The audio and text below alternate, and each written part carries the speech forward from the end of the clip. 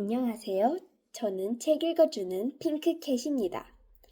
오늘부터 키다리의 아저씨를 읽어보겠습니다. 작가 진 웹스터. 대단하죠? 이제 첫 장으로 넘어가 보겠습니다.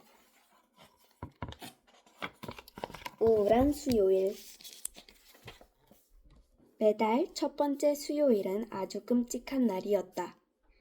불안에 떨며 기다리다 막상 닥치면 용기 있게 견뎌내긴 했지만 지나고 나면 재빨리 잊어버리는 그런 날이었다. 바닥이란 바닥은 얼룩 하나 없어야 했고 의자에는 티끌 한 점 나오지 않게 청소해야 했으며 침대도 주름 하나 없이 매끈하게 펴놓아야 했다.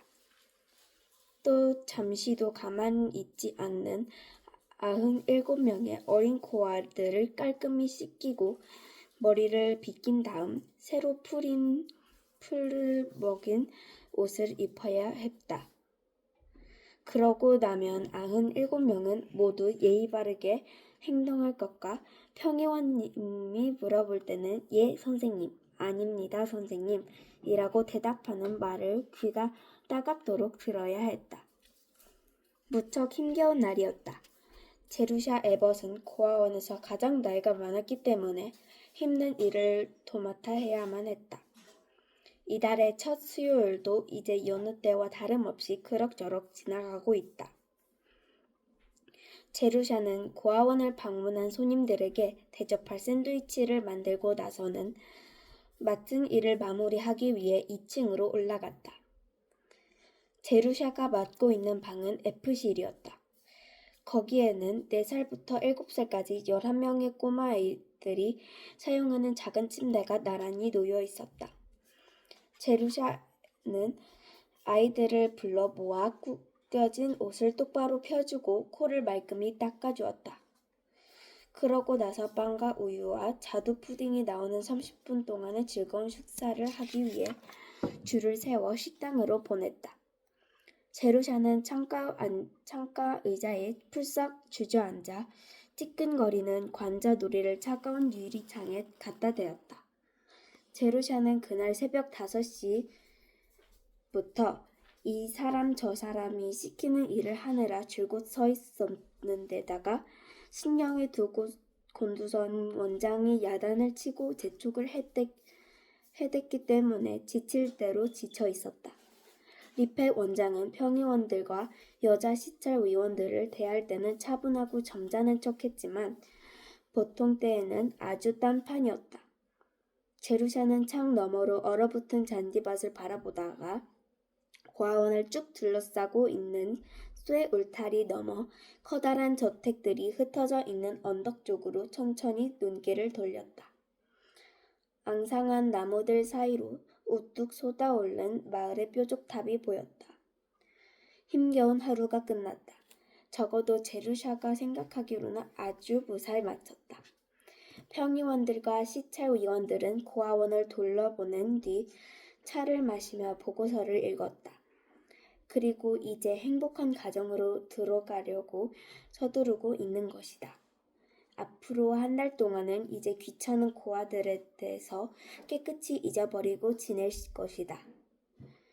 제루샤는 몸을 앞으로 내밀고는 부러운 눈으로 고아원 문을 빠져나가는 마차와 자동차의 행렬을 신기한 듯이 바라보고 있었다. 제루샤는 마차에 올라타고 언덕에 있는 저택으로 가는 상상을 했다.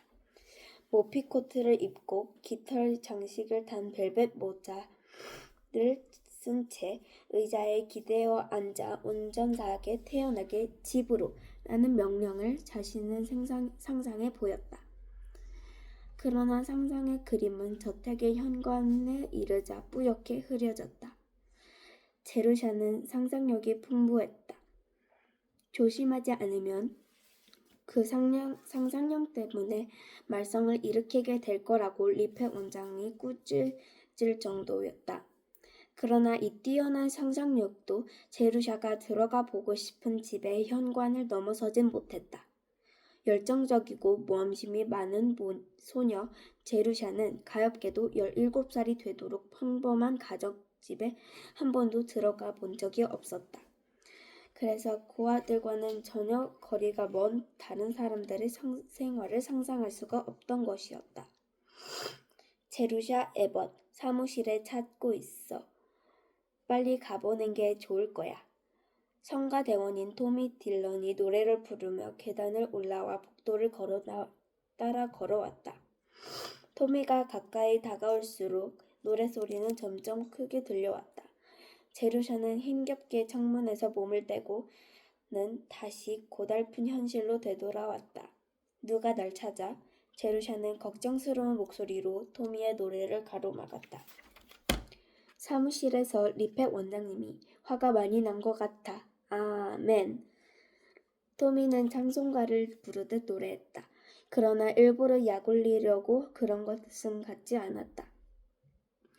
토미는 말을 안 듣는 아이였지만 무언가 실수를 해서 화가 난 원장에게 불려가게 된 누나를 동정하고 있던 것이었다.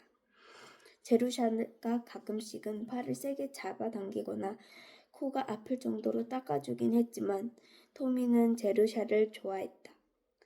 제루샤는 아무 말 없이 굳은 얼굴로 방에서 나왔다. 무슨 잘못을 했는지 곰곰이 생각해 보았다. 샌드위치가 너무 두꺼웠나? 호두 케이크에 호두 껍데기가 들어갔나? 여자 시찰위원이 수지 손에 양말에 구멍 난 걸 본 걸까? 어쩌면 내가 보살피고 있는 철부지들 중 하나가 평의원님의 말 버릇없이 말대답을 했는지도 몰라. 그렇다면 이 일을 어쩌지? 커다란 1층 복도에는 아직 불이 켜져 있지 않았다. 제루샤가 아래층으로 내려왔을 때 마지막으로 남아있던 평의원이 차를 타러 가려고 문을 막 나서고 있었다. 언뜻 본 모습으로는 키가 아주 크다는 인상만 받았을 뿐이었다. 그 사람은 대기하고 있던 자동차를 향해 손을 흔들었다. 자동차가 곧바로 시동을 걸고 앞으로 오자 그 불빛 때문에 벽에 그 사람의 그림자가 선명하게 드러났다. 바닥에서부터 벽에 걸친 그 그림자는 팔과 다리가 길게 늘어나서 마치 커다란 장님거미 같아 보였다. 제루샤는 잔뜩 찌푸렸던 얼굴을 펴고 웃음을 터뜨렸다. 본래 쾌활한 성격이어서 대수롭지 않은 일에도 곧잘 웃음을 터뜨리는 제루샤였지만 어렵게만 생각했던 평의원에게서 이렇게 재미있는 것을 발견하게 되리라고는 생각하지도 못했던 것이었다. 한결 기분이 좋아진 제루샤는 사무실로 가서 웃는 얼굴로 원장을 대했다. 놀랍게도 원장은 웃는 얼굴은 아니었지만 제법 상냥한 태도로 맞이해 주었다.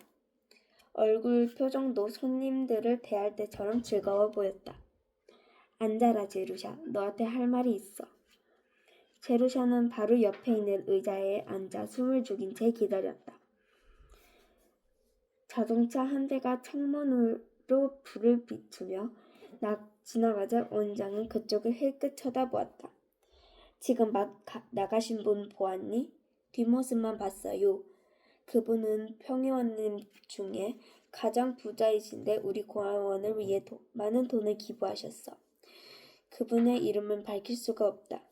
이름이 알려지는 것을 원하지 않으셨거든.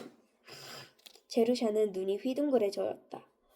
아직까지 한 번도 사무실에 불려와 원장에게 평의원들에 대한 이야기를 들어본 적이 없었기 때문이다. 그분은 우리 고아원에 있는 남자 아이들 몇 명을 도와주셨어.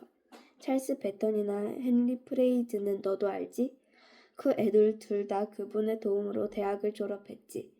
그 애들은 열심히 공부해서 성공했으니 그분이 베풀어준 은혜에 보답을 한 셈이지. 그분은 그 이상은 바라지 않으시니까. 그분은 지금까지는 남자아이들만 도와주셨어. 내가 아무리 말씀드려도 여자아이들에게는 조금도 관심을 보이지 않으셨단다.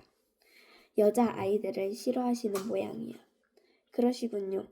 제루샤는 이쯤에서 무슨 말이라도 해야 할 것 듯한 작은 목소리로 대답했다. 오늘 정기회의에서 네 장례문회를 의논했다. 리페 원장은 잠시 말을 멈추더니 다시 느릿느릿 조용하게 말을 이었다. 제루샤는 잔뜩 긴장한 채로 다음 말을 기다렸다. 16살이 되면 우리 고아원을 나가게 되었다는 것은 너도 잘 알 거야. 네 경우에는 예외였지. 너는 학교를 14살에 졸업했지만 공부를 아주 잘했기 때문에 마을에 있는 고등학교에 들어가게 된 거야. 행실은 그리 좋은 편이 아니었지만 말이었다. 이제 곧 고등학교도 졸업할 테니 우리 고아원으로선 더 이상 너를 돌봐줄 책임이 없어. 사실 너는 남들보다 2년이나 더 있었잖니. 리페 원장은 제르샤가 지난 2년 동안 먹여주고 입혀주는 대가로 열심히 일했다는 사실과 공부보다는 고아원의 일이 늘 우선이어서 오늘 같은 날에는 아예 학교도 못 가고 아이들 치닥거리를 해야 했던 사실에 대해서는 싹 잊어버리고 있었다. 어쨌든 네 장래 문제에 대한 이야기가 나와서 너에 대한 기록을 검토했지. 철저하게 말이야. 리페 원장이 피고석에 있는 죄인을 노려보듯 제루샤를 바라보자 제루샤는 죄지은 사람 같은 표정이 되었다. 자신의 기록에 대해서 마음에 걸리는 것이 있어서가 아니라 왠지 그렇게 해야 할 것 같았기 때문이었다. 물론 너 같은 처지에 있는 아이한테는 일자리를 마련해 주는 게 보통이지만 너는 공부를 잘하는 데다가 특히 작문 실력이 뛰어나더구나. 우리 고아원의 시찰위원인 프리차드 씨는 교육위원도 겸하고 있어서 너희 장문 선생님과 너에 대해 이야기를 나누시고는 너를 아주 칭찬하셨어. 네가 쓴 우울한 수요일이란 장문에는 큰 소리로 읽어주었지. 제루샤는 이번엔 정말 죄를 지은 사람의 얼굴이 되었다. 지금까지 너를 돌봐준 이 고아원에 대해 고맙게 생각하기는커녕 웃음거리로 만들다니. 그래도 이 글이 재밌었기에 망정이지 그렇지 않았더라면 너를 가만두지 않았을 거야. 그런데도 네가 운이 좋은 건지 방금 돌아가신 분은 유머각이 지나쳐서 네가 쓴 그 무례하기 짝이 없는 장문을 들으시고는 너를 대학에 보내주시기로 하셨어. 저를 대학에요? 제루샤는 눈이 휘둥그레졌다. 리페 원장은 고개를 끄덕였다. 그분은 나하고 몇 가지 조건에 대해 의논하느라고 늦게까지 남아 계셨는데 그 조건도 특별한 것이었어. 그분은 좀 별난 분이신 모양이다. 아무튼 그분은 네가 창의력 있다고 생각하시고 너를 장차 작가로 키우겠다고 하셨어. 작가라고요? 제루샤는 멍해져서 리페 원장이 한 말을 되풀이할 수밖에 없었다. 그건 그분의 희망이고 앞으로 어떻게 될지는 두고 봐야 알겠지. 그분은 돈이라고는 가져본 적이 없는 너한테 지나칠 정도로 많은 돈을 주시겠다고 하셨어. 어찌나 세밀하게 계획을 세워놓으셨는지 내가 나설 필요도 없었지. 너는 이번 여름까지는 여기서 지내게 될 거야. 그리고 네가 진학 준비는 친절하게도 프리차드 씨가 맡아주겠다고 하셨어. 기숙사비와 수업료는 직접 대학에 내실 거고 대학에 다니는 4년 동안 너한테 매달 35달러씩 용돈을 주겠다고 하셨어. 그 정도 용돈이면 다른 학생들한테 뒤지지는 않을 거다. 그 돈은 한 달에 한 번 그분의 비서가 보내줄 거야. 그 대신 너는 그 보답으로 한 달에 한 번씩 편지를 써야 한다. 편지에다 돈을 보내주셔서 감사하다는 말 따위는 적어서는 안 돼. 그분은 그런 말 듣는 걸 좋아하시지 않으니까. 공부는 잘 되고 있는지 또 어떻게 생활하고 있는지 등을 자세히 쓰면 돼. 너희 부모님께 편지를 보낸다고 생각하고 말이야. 이름은 존 스미스 씨라고 쓰면 되고 편지는 그분의 비서 앞으로 보내야 한다. 사실 그분의 이름은 존 스미스 씨가 아니지만 이름을 밝히고 싶어 하시지 않으시니까 넌 그분을 존 스미스 씨라고 생각하면 돼. 그분이 편지를 쓰라고 하는 이유는 편지가 문장력을 기르는데 가장 도움이 된다고 생각하시기 때문이야.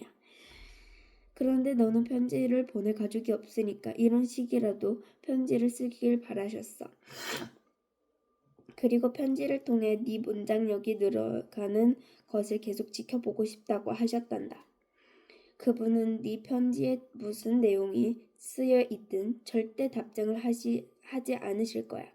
그분은 편지 쓰기를 아주 싫어하시는 데다가 답장은 꼭 써야 한다는 부담을 안고 싶어 하시지 않아. 그런 일은 없으리라고 믿지만 예를 들면 퇴학을 당하다든지 하는 경우처럼 답장을 꼭 받아야 하는 경우에는 비서인 그릭스 씨에게 편지를 쓰도록 하거라. 매달 편지 쓰기로 한 일은 꼭 지켜야 해. 스미스 씨가 너에게 바라시는 건 그것뿐이니까. 빚을 갚는다는 생각으로 꼬박꼬박 날짜에 맞춰 편지를 보내도록 해. 그리고 편지를 쓸 때는 예의 바른 말투로 교육을 잘 받고 있다는 것을 보여주길 바란다. 네 편지를 받으시는 분이 존 그리어 고아원의 평의원님이라는 사실을 잊어선 안 돼. 제루샤는 방에서 나가고 싶어서 문 뒤쪽을 바라보았다. 너무나 흥분되어서 리페 원장의 길고 지루한 이야기에서 빨리 벗어나 혼자 차분하게 생각을 좀 하고 싶었다. 제루샤가 의자에서 일어나 조금 뒤로 물러나자 리페 원장은 가지 말란 손짓을 했다. 이렇게 좋은 연설의 기회를 놓칠 원장이 아니었다. 이런 행운이 온 걸 고맙게 생각해야 한다. 알겠니? 너 같은 처지에 있는 애들로선 좀처럼 갖기 힘든 기회야. 명심할 것은 예, 잘 알겠습니다. 고맙습니다. 말씀이 다 끝나셨으면 이만 가봐야 하겠습니다. 프레디 퍼킨스의 바지를 꿰매주어야 하거든요. 제루샤는 재빨리 밖으로 나와 문을 닫았다. 아직 할 말을 다 마치지 못한 리페 원장은 어이없는 표정으로 그 모습을 멍하니 바라보고 있었다. 오늘은 우울한 수요일까지 읽었습니다. 다음에는 제루샤 에벗 양이 키다리 아저씨에게 보내는 편지 챕터를 읽도록 하겠습니다. 그럼 다음 시간에도 다른 이야기로 만나도록 하겠습니다. 빠이빠이.